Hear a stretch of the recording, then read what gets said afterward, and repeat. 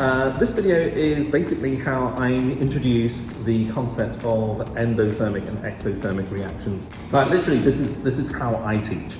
It's a really interesting topic to actually teach them, because for many of them they come with an abundance of ideas and preconceptions and misconceptions and lack of knowledge as well, I must say, about temperature. It's really something that is essential to nail before students move on to GCSEs. The questions that I got them to think about when they came into the classroom were, what does the word temperature mean?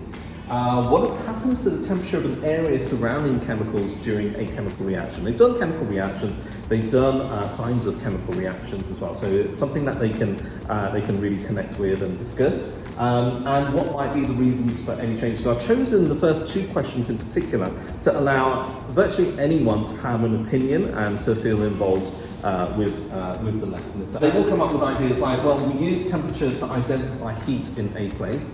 So you can get students, at a very simplistic level, to use the word temperature to distinguish the difference between something that's very hot and something that's very cold. For example, fire and ice. So I managed to extract that from a student. What I wanted to do is I wanted to try and link the idea of temperature to ideas that they may have come across in physics as well. So we started thinking about stores of thermal energy. Now, at that stage, when you're going through the dialogue with the classroom, it might be worth, if you have to go down the temperature versus heat distinction, give them an analogy to say that you have a cup of water that you've taken out from a swimming pool and you measured the temperature of both. They're both the same. Which one has the greater store of energy? And that gets them thinking then about the number of particles that are in there. You can actually really simplify it as well, because quite a few students actually are quite reluctant, even at this stage, to still talk about the differences between atoms, molecules and particles. So you can simplify it. All you want to do is just contend with energy. You just want to discuss energy. You don't want to sort of talk about anything else and complicate the issues about energetics. So just say, look, it's absolutely fine, just talk about particles, talk about chemicals. So you can then develop those ideas and start to think, right, okay, well, a swimming pool has a higher number of particles, so it has a greater store of thermal energy, because you can think of it as being each particle has a set amount, average set amount of kinetic energy stored within them, and so on and so forth. What they will do is you might find that they hedge their bets. So they might sort of, at this stage, want to, they may not want to be wrong, so they'll kind of like be a bit cagey about it, but just develop an environment where it's okay to say mistakes, and that should help deal with that. So there was one student who said, well, there's a change and it's conditional upon a new substance forming, but then other students then built upon that and they said, well, it's usually a temperature increase, and that's something that they've been exposed to through media, through their science lessons, so that's expected. What you could do is you could just mention a thermometer. And you should have like a couple of thermometers that are around the place. So just say, well, what's the role of the thermometer? What's the job of the thermometer? And that will then lead you into units that you use, and it's about numbers. So you can talk about Celsius, you can talk about centigrade, Fahrenheit, and Kelvin. Kelvin is something that those who are quite keen and interested in space may have heard about already. One really interesting idea that did come out from one student, he said that the reason why you get temperature increasing is because particles slow down in the product. I was really interested with that idea, because I've never come across that misconception before. At this stage, I've not told them that you can think about chemical reaction in two stages. That's going to come later. But this is just kind of like introducing the ideas and the concepts. Keep it focused on the concept of energy, because that is really what it's all about. So the barrier towards learning about chemical energetics, funnily enough, is energy, and it's about the level of confidence that the students have about chemical energy stores and thermal energy stores. So once you're happy with where they are, and as long as they have like the gist of that kind of understanding, then you're ready to move on to the next stage. Okay, so the next stage, and this is kind of like where I move focus. So I get the students to gather around one of the back tables, so you just have that transition. And conveniently, what I have done is in the teaching sequence, I actually taught them how to make a pure sample of copper 2 sulfate crystals using copper 2 oxide and sulfuric acid. So they saw the product of that lesson forming. I just put it at the bottom of the beaker so it was easier to pass around. And what I then did was I said to them, I've extracted one of the crystals and I've actually crushed it, so you can reintroduce to them pestle and mortar, because many of them kind of forget those bits of equipment. This part, by the way, can be done in advance of the lesson. If you just want to focus on the next, if you're short of time, do this part in advance and just say, look, this is what I've done earlier, just to prep it up. So crushed it up, and then you can put it into a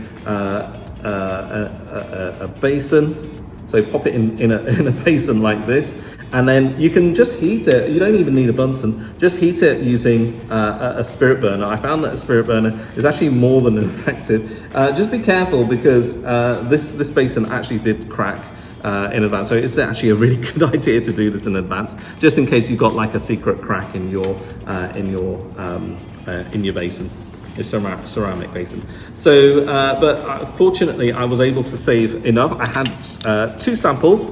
So you get your anhydrous copper 2 sulfate. There you go. That's focusing on the camera there. And then what I did was I said to them, right, I'm going to now add a few drops of distilled water. So make a point of adding distilled water, and say to them, right, okay, so think about signs of chemical reaction. You can get the room to hush, because you can actually think, right, maybe we might be able to hear a sign of a chemical reaction. If you're quite lucky, you might be able to hear a hiss or a fizz. And when you add the water, this is what you get. You get the characteristic test for identifying water. So it's a nice little reminder there. And you have a subsequent rise in temperature. It will reach around about maybe 50, 55. So just be cautious if you're passing this around the laboratory, but they can actually momentarily feel the bottom of the boiling tube, and they'll all agree that the temperature has rise. So use this demonstration to connect to these ideas. Think about talking about it in terms of temperature, and when they're ready, you can then start to think about, well, the temperature is increasing in the surroundings, in the thermometer, and the air and the boiling tube. So the thermometer must be warming up.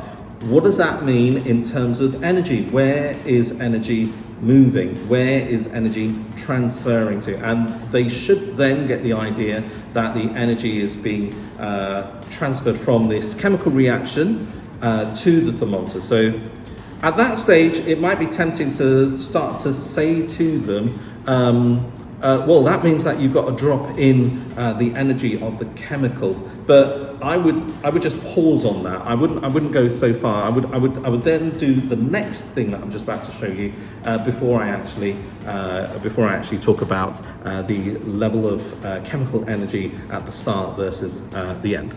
Okay, so you've just shown them the copper 2 sulfate. You've just shown them basically what we know is an example of an exothermic reaction. What happens next? Now, this is one of those rare occasions where you actually have that wow discovery moment. And I love doing this. I don't like showing them stuff and doing all of the experiments and not letting them have a chance to discover the wow themselves. I love actually finding these little pockets, and this is a firm pocket of discovery for them. So there is a classic experiment that can be done as a demonstration, which involves ammonium chloride and barium hydroxide. So they're 2 solids that you can just add together, and you just give it a stir. And the actual experiment goes something along the lines of, well, you put one of the powders in a beaker, you then put a ring of water underneath, and then you have like a wooden heat-proof mat. and when you add the actual solids together, the temperature actually decreases, so much so that you actually have the freezing of the water underneath, so you can actually lift the block. Now, I'm really into that. I love that kind of thing. That'd be great to have right at the end of an experiment. That does have to be rehearsed, by the way, because the worst thing that actually can happen is that you do it and it just lifts up and nothing is actually carried by that. So do try that out. Make sure that you've got those samples. But we were actually out of barium hydroxide by the time we got to this stage. And I was like thinking, well, what can I actually use? So I was trying a combination of different chemicals. And I actually found that this does work with lime water. So you can actually use ammonium chloride with lime water, and this is the amount of lime water that you need. You just need like a little tiny sample of that. You need about a spoon or two. So just like get your spatula, yeah, a spoon or two inside a small beaker. This is a 100 ml beaker. And that's ammonium chloride, so you can really make a big deal out of this. You can get them to check the thermometers to make sure that there are no gaps in there, so that's really good. So that's where I kind of come from in terms of how I teach it. I like to put in the practical skills aspect of this as well. So you can say to them, right, okay, this is measuring the temperature of the air, so can you, and I know it kind of like looks a little bit pointless when you're doing this, but can you put the thermometer in to the solid and make sure that it's there for a couple of minutes, and then you're actually coming across from a practical skills point of view, because you're telling them about the importance of equilibration of temperature. So you say, wait a moment or two, wait a minute, do another reading. You know, you can talk to the more advanced students that are in the class. They started putting tables together, and that was really, really good. So you can tell them about the need to put the units only once in the header, don't repeat the units. So there's all sorts of different directions that you can take this and differentiate within your classroom. So tell them to put it in for about a minute or two. You can keep an eye on their skills as well. Tell them to make sure that their fingers aren't at the bottom of the beaker. You know, you can go into all sorts of directions on this one, right? So this is 21 degrees, and now I've got my lime water. So this is just like calcium hydroxide, okay? Don't even need to filter it, and what I've done is put it in a vial. You don't even need to tell them the names of the chemicals. That's what makes it beautifully simplistic, okay? Tell them to give it a stir. So that was around about 2021. And then tell them to keep an eye on the temperature. So I'll get that on the camera. You can see that's shot down to 15, 14 already. I'll just give it a little more of a stir, okay? Make sure that they know not to touch the bottom. All they need to do is just wear goggles, that's it. Because the great thing about ammonium chloride is that it's just irritating, that's all. And lime water as well, it's just irritant. Just use low concentrations, you're not going to get it caustic or anything like that. There you go, it's around about 11 degrees centigrade. And then at that stage, you can then say to them, just do it in a safe way.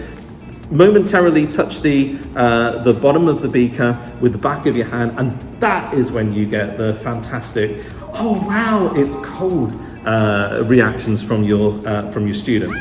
So that's brilliant. I've the kind of lowest that it's kind of gotten to is around about 10 degrees. This is around now going up, but this is actually absolutely fine for me because I don't want to have to risk any other thing. I don't want it to go excessively cold, otherwise they could get like a cold burn.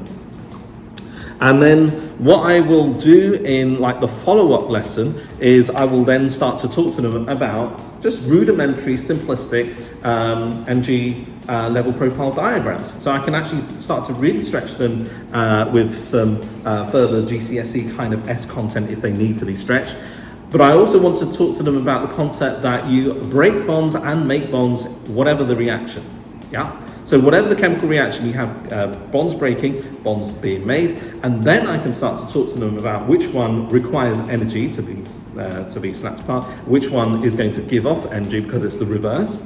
So you kind of like that reversibility is going to be rather important for them to get an understanding of. And then after that, I will then put it as a diagram, and then we'll start to think, right, well, which one is more dominant? So if you have to put in more energy to break bonds, then you get out making bonds, then obviously that's a net overall energy input. That means that you have an endothermic reaction, and that should then take you to a position where you can then start to give them a couple more questions just to test their understanding out, and further sweep over any other misconceptions that are still there. But it's really, really important also to revisit their ideas. So what I did was I was able to come back to this hot versus cold, fire versus ice. I was able to say to them, well, yeah, it's a great idea, but we need to be very specific about this, so we're going to reject that idea. They all agreed with that. We started talking about average stores of thermal energy as well.